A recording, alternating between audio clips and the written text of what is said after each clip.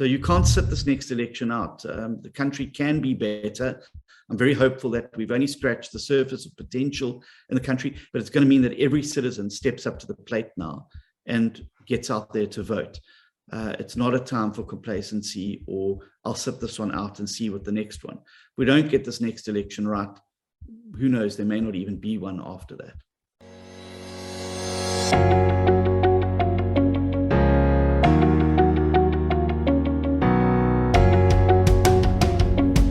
Hello, my name is Donald and welcome to the #1 media company, WorldView. At WorldView, we explore everyone's perspectives on all things that can broaden our worldview. Today, we are back with us John Steenhuisen. John is the federal leader of the Democratic Alliance and the former chief whip of the DA in Parliament.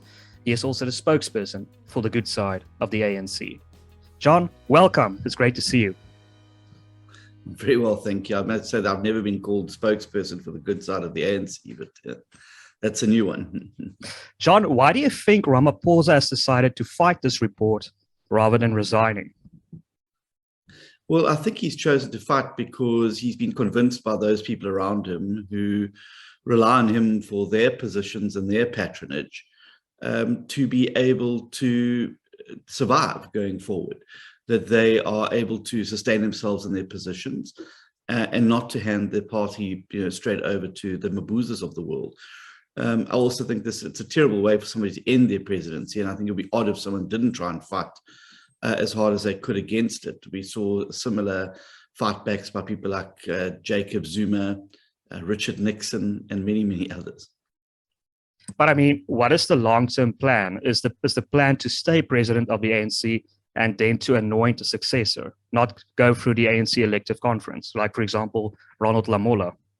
No, I think the president intends to tough it out. I mean, I can't speak for him, but I think he intends to stand for the president of the party later this month. And I think he intends to carry on being president of the country for as long as he can do it. It's obviously the sustainability of that is going to be what needs to be determined. But I think that's definitely his plan. If one reads the court challenges and one reads what's saying about his name going forward for the presidency at the conference. And the DA wants Ramaphosa to go? No, what we want is due process to take place. We want the report to go to the next stage. We believe there are parliamentary rules in place that were adopted by all parties. And it said once the report comes through, if it says there is a prima facie case, that must then go forward to a committee that can interrogate that report and call witnesses and conduct a thorough investigation into whether what is contained in the prima facie report is sustained and whether that qualifies to meet the bar of impeachment. And what do you think of the prima facie evidence? Is it enough to really lead to a criminal prosecution? Well, I think the president is in trouble, and there's a lot of people who've been saying, oh, the report's flawed and the report's this and that. But I would say the president is in trouble on his own papers that he submitted there. He's admitted in his own papers. He became aware that he had received a large amount of foreign currency on the 26th of December.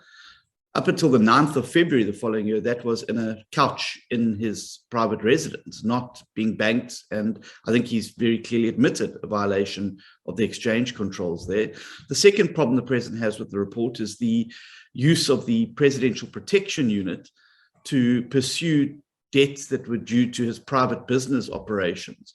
So I think that we've got to separate, and the Constitution is clear that members of the cabinet can have other work, but this must never be a conflict of interest between their public role and their private role. I would advance on the president's own admission that he has said that he used the Presidential Protection Unit from Cyril, the president, to pursue money that had been stolen from his private enterprise under Cyril, the businessman. That, for me, is a clear-cut conflict of interest. Whether or not these are sustainable as a means of impeachment, that's going to be up for the committee to decide, which is why it is important that it goes to that next stage. But I do think that when the president held up his hand and said that he would uphold the Constitution and, importantly, all other law of the Republic, that exchange control regulations, SARS regulations, all fall under that. And who do you think provided this money? Because there's some rumors it came from Saudi Arabia, from Northern African countries to buy some favor with the president. Where do you think this money came from? Yeah, I think that's a very interesting question. I think that's one where the committee is going to have to spend a great deal of time grappling, because frankly, the account that's contained is so farcical, it's hard to be believed that someone would belly up from a Christmas Day table and decide to go off to a farm which would ostensibly be closed on Christmas Day with a briefcase full of US dollars to go and buy buffalo, for which he's never received them and is still awaiting only now a refund. It's just improbable. So I think the committee is going to have to probe. But what is very clear is that the president did not want the source of this money disclosed. He clearly did not want it in the public realm, which is why it was never banked in a bank, which I thought would have been the most appropriate way to deal with it if you're worried about the safety of it. But he would then have to have explained where it came from to the bank in terms of the FICA regulations and banking regulations. And clearly he didn't want that. So there's a lot of supposition. But until we have a full account from the president about where this money came from, we're not going to be able to understand that question. There's some say it's dirty dollars from Zimbabwe. There's others who say it's election donation to the ANC that he was keeping for his personal use. Others saying it was for his re-election campaign. But all that remains speculation until we can get the committee to sit and interrogate the president, but also to have a chat to the South African Reserve Bank to be able to see what the origin and source of that money was. Yes, and it's also very strange, this argument that you just carry around thousands of dollars, right? That's normal to have transactions like this. I mean, it's not normal at all. Well, certainly not in the South African context where we have such a high crime rate. It would be, in fact, quite odd for somebody to be walking around with that amount of cash because of the obvious threat. But also, I mean, the murkiness of it all is what concerns me, because people who generally want to deal in cash are either trying to launder that money or have gained that money from some illicit means. And that's why they don't want it in the banking system. So yeah, it is all very, very murky, and it's a stain now on the Ramaphosa presidency. Okay, John, pivoting, do you still believe there's a possibility of an ANC DA coalition, like with the good side of the ANC? Well, I think that what this last episode has shown is that the myth of a good and bad ANC was just that. It was a myth, that the ANC as an organization is rotten from the top to the bottom. So getting into coalition with the ANC would be an extremely difficult thing for the DA to do. That being said, I think that we need to have a look at what the election results throw up in 2024. And I would work backwards from what is the worst case scenario for South Africa. To my mind, the worst case scenario for South Africa would be an ANC economic freedom fighters tie-up, because I think the RET and the EFF would make common cause. And then we're going to be on the slippery slope to Zimbabwe, Venezuela, and all those other areas where there's been a failed economy. So we'd have to work backwards from there to work out what the least worst option would be.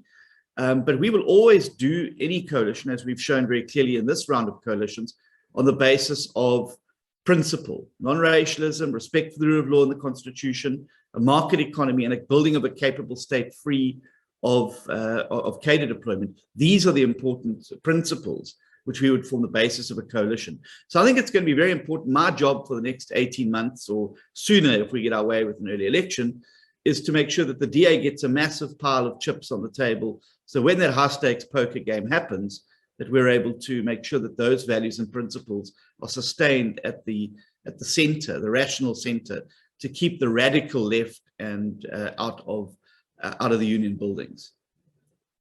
John, I've interviewed Professor R.W. Johnson, and he says the idea of an ANC-DA coalition is terrible because he believes that, okay, but I know that's not what you said, but even the idea of forming a coalition with the good side, or what there might be, as he says, it's terrible because the ANC has years of experience and they will find ways to be corrupt and they will pull you down with them. So what do you think of that theory? It won't work out any way you want it to. Well, I've never had very high regard for R.W. Johnson's opinions. They've been disproved on many, many times over. But I would say that if R.W. Johnson is then proposing the alternative of an EFF ANC tie-up, and he thinks that's going to be sustainable for the country, well, I would say to him that that I think he's once again gone off on a wrong tangent. But I would say simply this, that we will not go into any coalition where our values and principles would be compromised. I think R.W. Johnson also forgets that the DA also has a long track record of governing. The city of Cape Town, 36 municipalities in the Western Cape, of the province of the Western Cape, Midvaal municipality and other municipalities now in KwaZulu-Natal, other places around the country. And it's our brand of good governance that has transformed many of those places into functioning, effective, metropolitan, urban, and provincial areas. And that is precisely the DA's model of governance that South Africa needs a good dose of. Yeah, I just remembered you have a history with Professor R.W. Johnson that I forgot. But on that note, I got a question from one of our viewers. Do you regret what you said on the MacG podcast?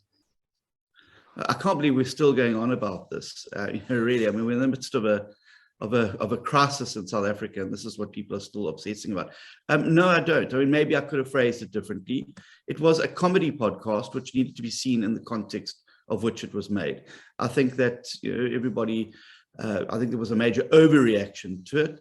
If it offended anybody, as I said at the time, I'm sorry, but you've got to see the context in which it was made. It wasn't a BBC or CNN interview. And I would encourage people to view the entire podcast, not just the selective piece out of it, because I think it places the South African situation in great context.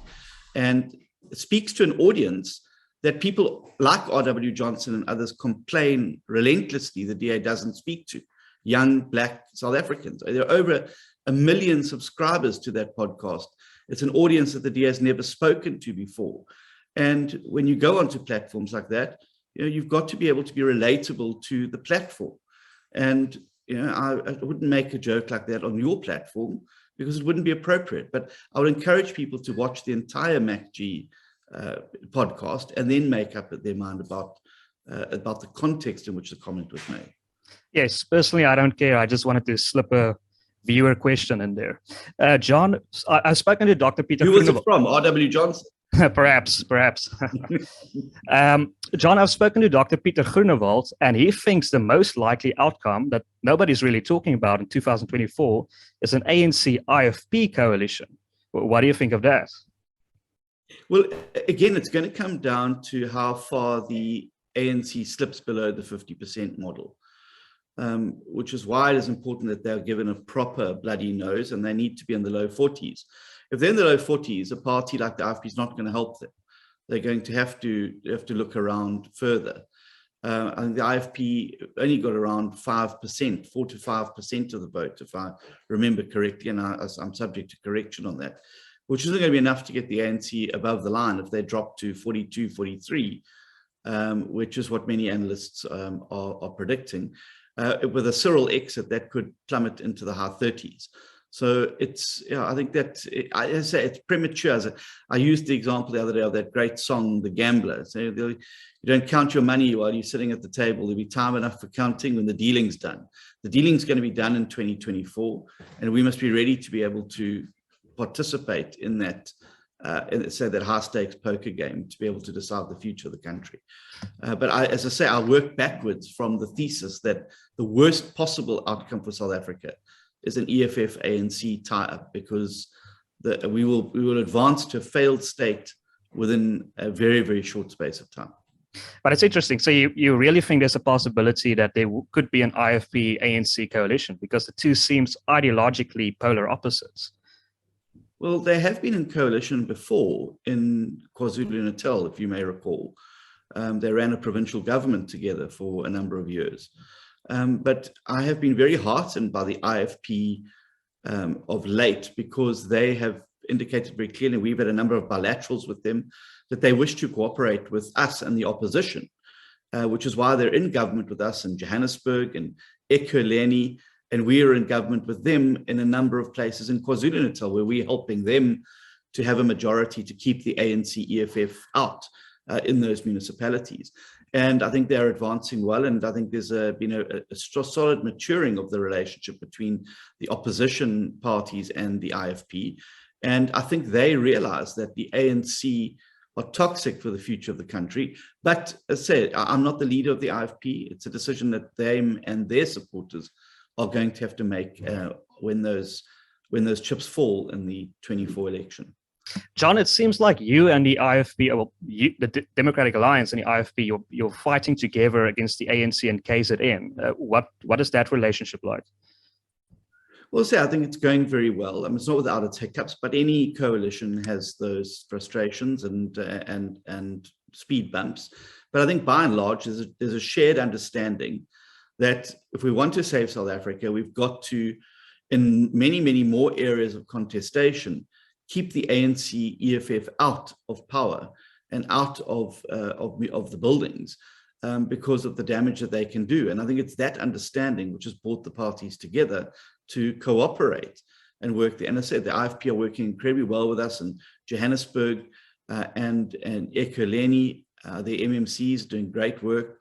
And likewise, we protect them from motions of no confidence and the nonsense that the ANC EFF try in KwaZulu-Natal. And I think it's a good relationship, and it shows that it is possible to work together as opposition parties, and it doesn't have to be a relationship of strife. It can be one that works well together. And we've had a number of bilaterals now and developed conflict resolution models and about how we resolve differences within those governments and within those environments. And I think it's working well. I think Mr. Steenhuisen is an honorable man, and I really do enjoy my interactions with him. John, I recently spoke on the subject of an ANC EFF coalition. I recently spoke to Ganief Hendricks from Al Jamaa, and he says he's part of a think tank. They've basically organized an ANC EFF coalition 2024. Yeah, I don't know how serious you can take this, but he's organized an ANC EFF coalition. Al Jamaa will provide a few seats, and there will be other minority parties that will also provide a few seats. So they say the deal has been done. There will be an ANC EFF coalition 2024. Well, you know what they say, the problem with political jokes is that they often get elected. And I think it's a very good example of one right there. I wouldn't take anything Mr. Hendricks says particularly seriously or put much gravitas behind it. No one in Parliament takes him seriously. He's the leader of a small fringe party, and obviously he's entitled to his views. I don't put much stock in them. So you think that's entirely just nonsense? He just made it up. I don't know what goes on in Mr. Hendricks' mind sometimes, but it is a mystery to the world. Okay, John, so the recent by-elections, there's been a by-election here in Drakenstein, where I'm close to here in the Western Cape, and it seems like you bled some votes to the Vryheidsfront Plus. Why do you think that happened? What's going on here? Well, I think it was a very localized issue. Obviously, we're in government in Drakenstein, and any governing party always gets a bit of a tough ride in by-elections. I think there were some local dynamics around candidate selection, but also a very controversial localized issue around litter pickers. And I think the voters sent the DA a message there. I mean, we retained the ward, we held on to the ward, but there's work to be done there. And we've instituted an inquiry into the background, what had happened, and measures in which to prevent that from happening again. But while the Drakenstein was happening, many observers have missed the massive growth of the DA in Yanga, a completely black ward in the Cape Town metropole, where the DA's black support trebled in that particular ward. And I'm very heartened by that. And coming so soon after that, the Enoch Mgijima by-election in a rural Eastern Cape ward, where the DA grew massively and were able to keep Action South Africa down to just 79 votes, less than 3%, and to see the massive, I think it was 500% growth for the DA. Those are very, very heartening. So by-elections sometimes toss up some very localized issues that then become the focus, that are not necessarily the focus during a general local government election or election campaign. But when voters send you a message, you must listen. And we're listening in Drakenstein, and there's already some measures in place to deal with that. And do you attribute the rise in black support in a place like Nyanga to Gordon Lewis? Do you think he's doing a good job and that's reflecting in by-elections? Well, I think there's a number of things. I mean, all politics is local, as Tip O'Neill famously said. And I certainly think the excellent performance of the city of Cape Town in service delivery and cleaning up and delivering basic services is a role. I also think that, you may have noticed, there's been a shift in the Democratic Alliance about the issues that we're driving, issues that matter to ordinary South Africans, outside of the academic debates that politicians generally obsess about, things like the cost of living, reducing VAT on bone-in chicken and baby formula, coffee powder, anchovies, and other basic foodstuffs, so that we can allow people who are living below the breadline to at least put food on the table. The fuel price increase, canning the aid to Cuba and redirecting it to South Africa's impoverished and vulnerable communities where childhood malnutrition is stalking neighborhoods and homesteads, making sure that we're focusing on lifting the child support grant to above the food poverty line. These are things that matter to ordinary South Africans: crime, criminality, load shedding, electricity, jobs and job creation. And those are the issues that we've been driving over the last year and a half. And I think it's starting to yield fruit. People are seeing this as a party. It's not a party of big business or minority interests. It's a party that's actually driving issues that matter to me and my family, and are capturing what's being said around the dining room table, which is probably one of the most important polling areas you can test. John, we've interviewed JP Smith, and he gave us a grim assessment of crime in the Western Cape. Do you think you can turn this around? Do you think you can win the war against crime in the Western Cape? Yes, I do think we can win the war against crime, but we're going to have to change the way we police in South Africa. We still police in a Victorian model, and also we need to devolve more policing powers to competent metros and provincial governments. And the best example of this is there's a huge success of the LEAP program, a partnership between the city and the province to put over 1,000 new police officers on the streets in hotspot areas to reduce crime. And seeing the way this has moved the needle in Lentegeur, in Nyanga and other places like that, shows that devolution of policing is not a necessity. It must become a priority of government, and that a national policing plan hammered into around the country is like trying to push a square peg into a round hole. And Popo's policing needs are very different to the Western Capes as the Northern Capes are to KwaZulu-Natal. Let's localize and devolve that power so that we can have proper policing done. We're not going to be able to beat the war on crime while Bheki Cele starves hotspot areas of policing personnel. The police to population ratio in many of the stations in the Western Cape is amongst the highest in the country, if not the world. And it shows that there is no desire for national government to get on top of the crime problem. We want to step in, but we're saying, give us the tools and we will get on and do that job. And what is the realistic scenario of you actually getting those tools? Because I think Bheki Cele basically told you, it's not going to happen. So what do you think is the realistic chance of actually you getting those powers down to a provincial level? Well, he's going to have to exceed at some time, because clearly what's happening at a national policing level, and one looks at the crime stats, is not working. And the unbearable pressure that the issue of crime puts on government, particularly when the murder rate is the way it is, the GBV rate, despite all the hot air and talk about it, is still massively high and climbing. These things are very clear indications of failure. And I think that people are sick and tired of the antics of Mr. Cele and want to see the needle being moved in dealing with crime. And I think that pressure is going to come from the ground up, which is why we're running campaigns around devolution. How can we devolve powers to municipalities and provinces where it makes far greater sense? So he can be like King Canute pushing against the tide, but the tide will eventually consume him. So if I understand you correctly, you're saying that they will realize it's not working and they will give it to you. That's the ANC will see common sense. They will realize because the results of the areas where we are leading the way in showing that local policing works that proper resourcing can lead to drops in crime. Having specialized units like we've set up in the city of Cape Town around drugs and gangsterism do work. And the tide of public opinion will turn against the national government, and they'll be forced into a position where they're going to have to do it. Also, he continuously trots out this fiffy that, well, the Constitution says that he can't. Well, the Constitution, I think in section 99, says he absolutely can. Any function performed at a national level can be devolved to another sphere of government. It just requires a minister's signature.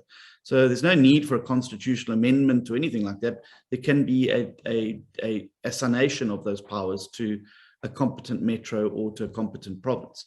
There's nothing standing in the way of that. Why don't you just simply appoint police officers the amount that you want? Why do you need the approval of them? Well, what are they going to do? The worst they can do is sue you, but they can do that. The LEAP program is essentially set out and done that. And the city of Cape Town has its own reservist units, etc. The problem is that to be designated as a SAPS official requires you to be appointed in terms of the Act. And the Act at the moment does not facilitate them being appointed as full policing powers without the consent of the ministers. So we need that devolution to take place, and I think the public needs to be putting pressure as well and civil society on Bechtle to devolve. And that's why I think the work of someone like Ian Cameron, for instance, is so stellar, out there making the case every day about why local community-led policing is far superior to anything that the national government can put on the table. But aren't you ignoring the state essentially when you're pursuing getting rid of load shedding in places like Stellenbosch and Cape Town? You're not following procedures there. You're basically saying let them sue us and prove that, or the onus is on them to say, oh, how can you not provide electricity for your citizens? Well, again, public pressure has forced them into a situation where they have to accede to that, and the regulations have been changed, and the emergency electricity recovery plan that the president unveiled spoke clearly to the points that we've been making. So again, I think it's a good example that flows from the one we've just been speaking about previously, where eventually the pressure of the fact that national government cannot deliver and public pressure has meant that the city and province are able to get out there and fill the gap and insulate citizens from the failure of national government by force of public opinion and force of demonstrating that it makes far more sense to do it at that level. Do you see a DA coalition in Gauteng in 2024? Absolutely. I think Gauteng will definitely be one of the provinces that is most vulnerable. The ANC have a one-seat majority there currently in the legislature. And I think Gauteng, given the fact now that the metros are on opposition control, and those metros are significant engine rooms in that province, I think it's unlikely the ANC will be able to hold on to power in Gauteng in the next election. So I definitely do see a DA-led coalition, opposition coalition in power in Gauteng. But one thing is absolutely for sure, the ANC won't be in majority there post-2024. And ActionSA, don't you think they will beat you in Gauteng? What do you see as, do you believe ActionSA is a threat to you, a real threat?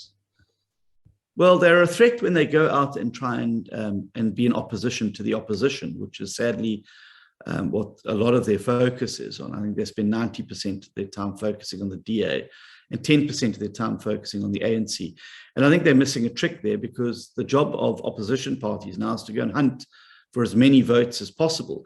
It's no use cannibalizing other opposition party votes. Those are already in the margin. We all need to be trying to go after ANC votes and EFF votes. That's going to be where the real difference is made.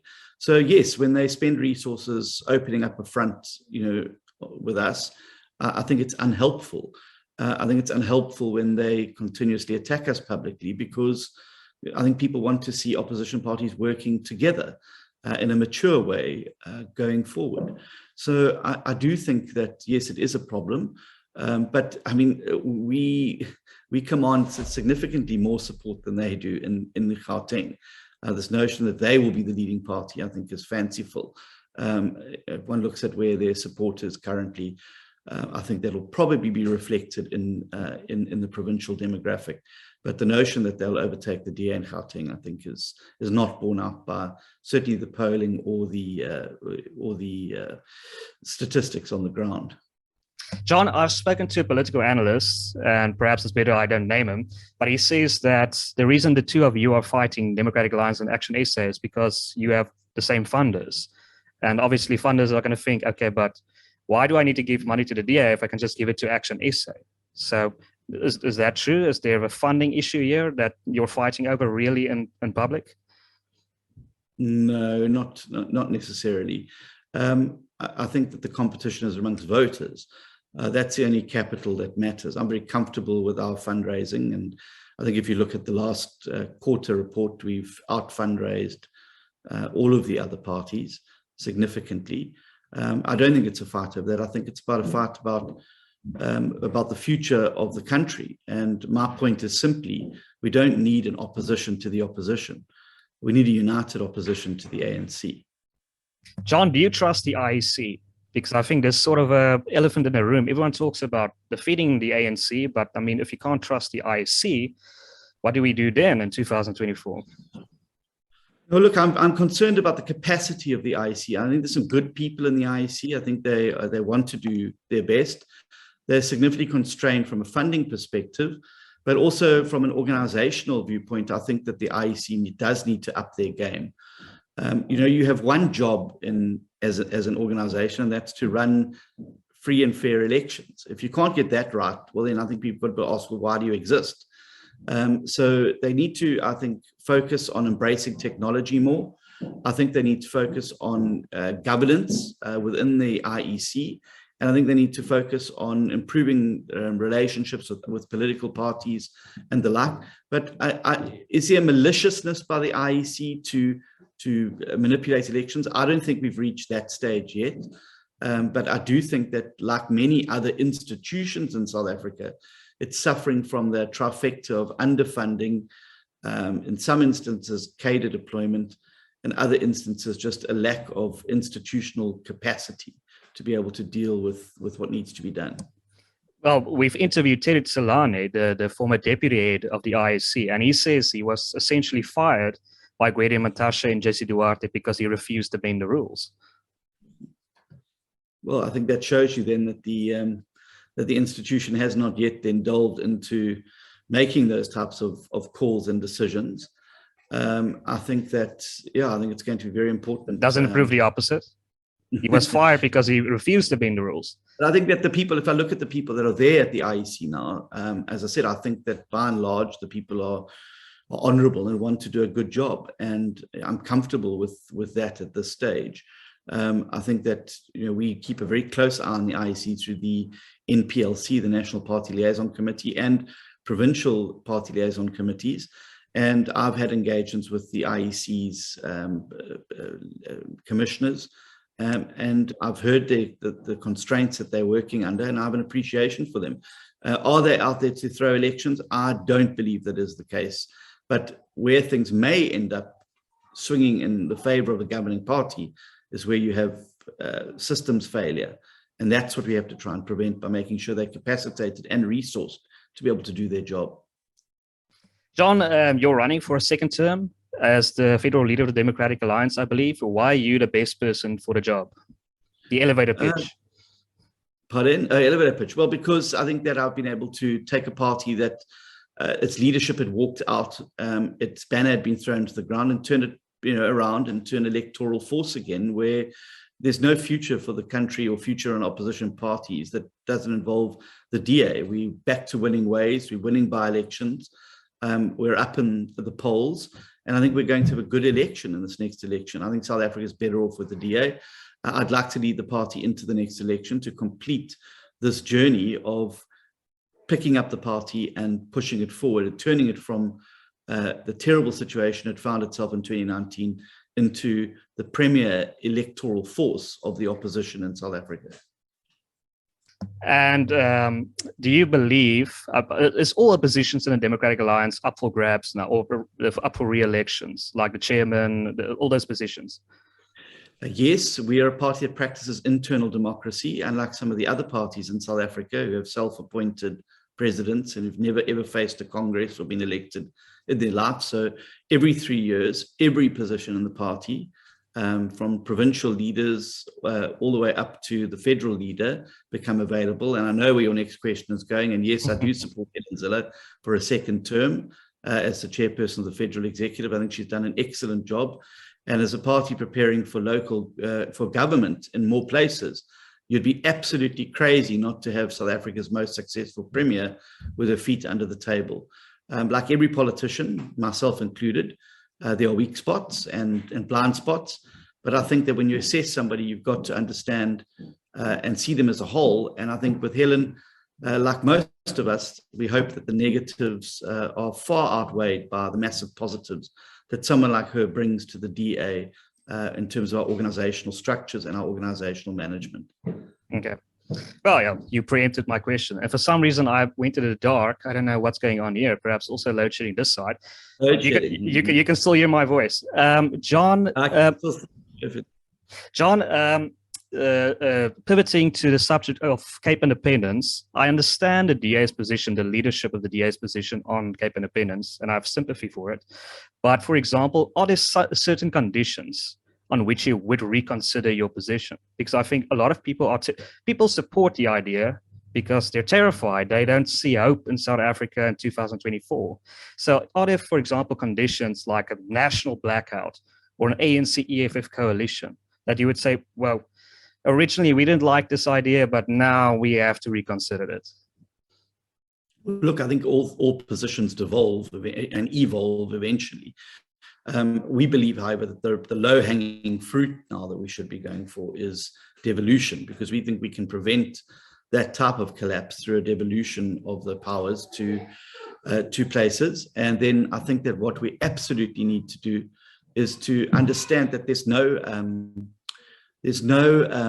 devolution drive in KZN or Gauteng because those people have not actually been able to experience good governance. That the Western Cape is under pressure for devolution because of the good governance model. We believe that by expanding opposition control in more provinces, we'll be able to bring that to the fore in those provinces.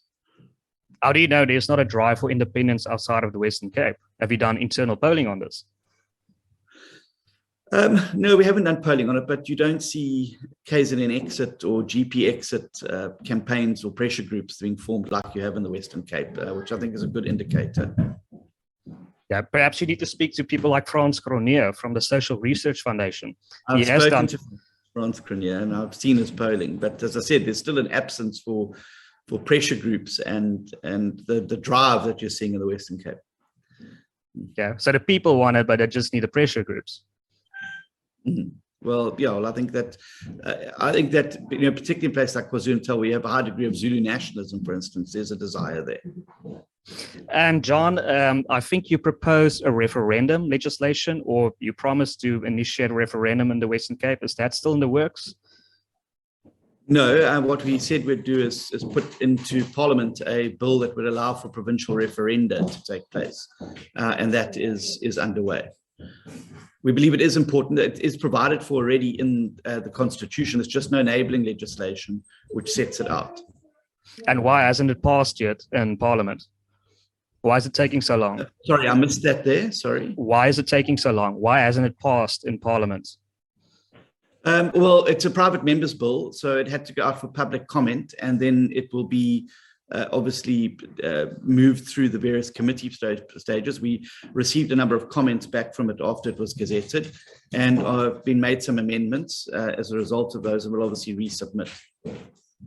Have you ever formally requested to table a motion to make South Africa a federal state in Parliament? Because I believe it's a unitary state at the moment. Have you ever proposed legislation to make it a federal state? Well, I think we're a quasi-federal state. I think we have got provinces, and there is some marginal autonomy of those provinces around some specific aspects. No, we haven't, but what we have, our focus is mainly on the electoral system, where we've put forward a number of proposals, private members' bills, suggestions around changing the electoral system, because we believe that would be far better. And then it's in devolving the devolution legislation and the devolution working group that we formed to look specifically at giving greater powers to provinces so that they are able to operate in an independent way from the national government and to be given far greater autonomy, because we believe that would be far better for South Africa. So I have no doubt arising from the devolution working group that we are involved with in the Western Cape, that will result in legislation that would seek to devolve greater powers to provinces, and in doing so would be able to create, I think, a far more federalized system. And are you so far impressed with the Western Cape Devolution Working Group? Are you satisfied with it? Are you happy I think with it's still in early stages, but I mean, I think that the parties are working together well to look at what are the powers that could be devolved earlier, where is the low-hanging fruit, where should our pressure points be, and I think that they're doing some incredible work, and I'm very, very pleased with the progress, and I think that pretty soon we'll be able to put on the table a blueprint for greater devolution in South Africa and how we could be agitating in other provinces as well for that devolution to take place, and that it's not just a Western Cape devolution we're looking for, but it's a devolution across the country. And the ANC would be advised to support something like this because they may lose power nationally, but still retain it in some provinces. And it may be in their own interests as well, particularly if I look at something like the Eastern Cape, where they may retain the majority, but lose it at a national level, that devolving of powers there will allow them greater differentiation from what's going on. So I think it's, I believe that the more you devolve powers to a local level, the more successful your government can be. Is there a top 6 from the ANC that you would be pleased with? Or do you think they're all rotten, the choices, there's no good choice, there's no good scenario that comes out of this ANC elective conference? Well, I don't think that, if I look at all of the candidates, I think they're all compromised individuals, from the president all the way down. So I don't think that there's any clean hands in that organization. And I'm very, it's very sad to see what's happened to this great party of liberation, Nelson Mandela. It's turned into a corrupt, rotten organization. And I think that's tragic. I think South Africa needs to prepare for a post-ANC era or a post-ANC majority era. And it would be a good thing for the ANC as well to lose power, because that's how parties renew and rebuild themselves. It's a system all over, whether it's Democrats and Republicans, the CDU or the SDP. It's that time in the opposition that gives you an opportunity to really look at yourself and recast yourself and cast off some of the people and things that have brought you to that point where you've lost an election. So I think that is an important process, and I think the ANC would benefit as well from some time in the opposition. Are there any individuals in the ANC that you'd be willing to work with? So, for example, Pravin Gordhan, Barbara Creasy. Do you think any of these people are really? Look, I think there are some good people there on an individual basis. I mean, the two of the names you recommend. I mean, I'm not a huge fan of Pravin Gordhan, but I don't think that he's corrupt. Barbara Creasy, people like Naledi Pandor and others, I think, who do want what's best for South Africa. The problem is they're trapped in an organization that does not share that vision. They're trapped in a kleptocratic organization that only wants to grab power so that they can develop influence networks and money networks for their connected cadres. And that's the problem with what's going to happen in the ANC's conference. So Ramaphosa may be elected, but he's going to be surrounded by a top 6 of heavily compromised individuals that are going to prevent any reform agenda from taking place, which is why I fundamentally believe that we need to make sure the ANC loses a majority before we start to see real change in South Africa. If the ANC retain the majority, and you have the top 6 that's elected in a few weeks' time going forward, it's going to be business as usual, the same old, scandal after scandal will pop out of the cupboard. You will see, all sorts of things continuing down the road, and a downward trajectory for South Africa. I think we can do better. I think we must do better. And that is to get them below 50% and put South Africa into a new trajectory of hope, prosperity, and opportunity for more South Africans. But John, are they really trapped? I mean, a person like Pravin Gordhan, isn't he really responsible for the reason that we haven't privatized anything? I mean, isn't he's a communist? I mean, many of these people are sort of, okay, they're not corrupt, but they're ideologically in another world. And it doesn't seem that... Even if he was a vigorous free marketeer and not a communist, and tried to bring any reforms within the ANC, they would be stifled and killed. I don't genuinely think that he thinks that the current model is the right one. I think he's got to defend it publicly, but there can be no person in their right mind who thinks that state-owned monopolies are the way of the future. I mean, we're talking 1980s, big clunking fist of state, Brezhnev, in the Kremlin type stuff. It's not going to work. And that's why I feel very sorry for someone like Andre de Ruyter, for instance, because you could put Warren Buffett in charge of Eskom. It would still fail because the model is wrong. And it doesn't matter who you put in that position there. A state-owned monopoly is the wrong model. And until we cast off this outmoded ideology, we're going to be stuck with it. Do you see there's a possibility of blackouts in the future? I mean, we are sitting now in like stage 4, stage 6. I mean, what's going to happen next winter? Well, load shedding's got progressively worse over the last 5 years than better. We've had, I think, almost 120 days of load shedding this year, which is the highest ever, and the most amount in stage 3, 4, and 5, so that we've ever had before. So things are getting worse, not getting better. And look, I think we can avoid having the blackouts, but it's going to mean we move very, very quickly with the electoral reforms and the economic reforms that are required to break these state monopolies, open up the industry to private players, and allow them to flood the grid with electricity and energy. That's the only way we're going to avoid it. If we carry on trying to breathe life into the rotting carcass that is Eskom, it's not going to get up and run. It's just not going to happen. And we will end up with blackouts then. If there's a DA government tomorrow, you've got the majority, how quickly do you think you can fix Eskom? Well, I think it can be done easily with, well, I won't set out to fix Eskom. I mean, that's the wrong model. What I would do is just completely break down all the regulation and open up the electricity market. And it's been done before. Thailand had a similar problem where they were having blackouts. Theirs was driven by economic growth and industrial growth, and the grid couldn't handle it anymore. They went out to the market and said, we will pay X price, you produce, whatever you produce, we'll buy. Within a year, they had an excess supply on the grid.